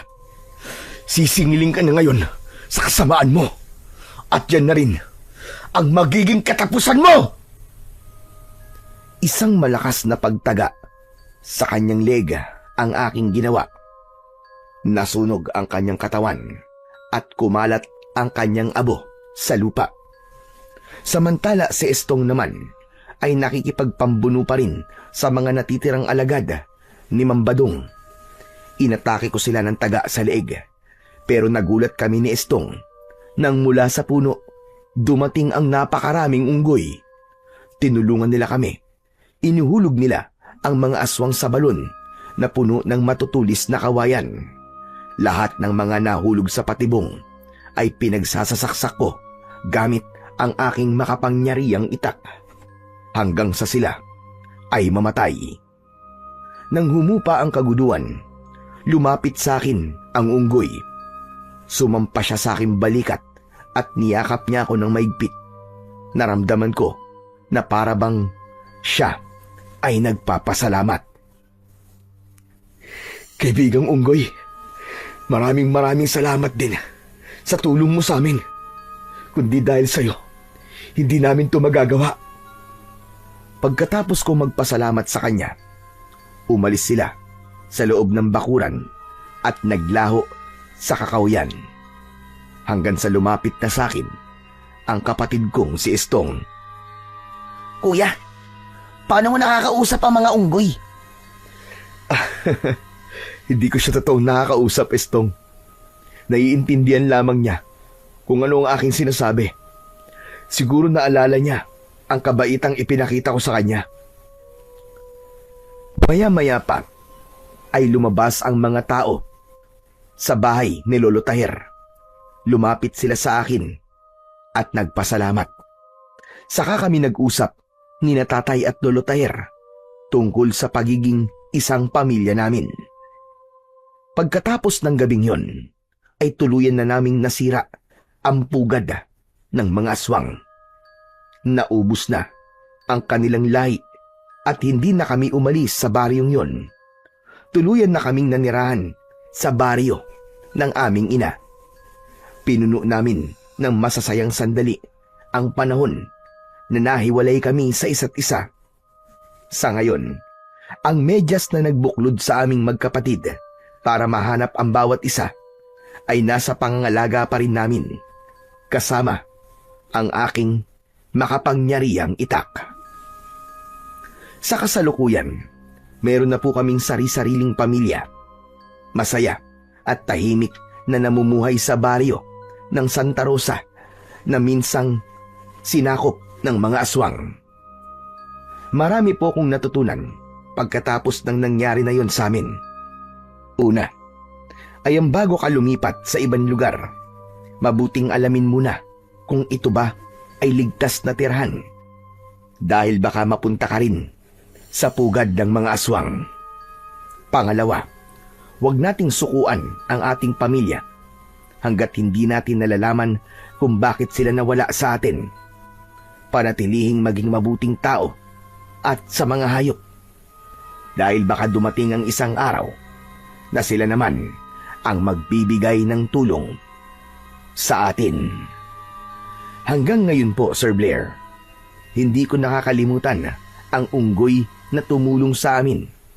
Sa katunayan, palagi siyang bumibisita sa amin. Hanggang sa aking mga anak, itinuturo ko sa kanila na palaging maging mabuti sa mga hayop. Hanggang dito na lamang po ang aking kwento at sana ay kinapulutan po ng aral ng ibang naliligaw ng landas. Nagpapasalamat, Waldo.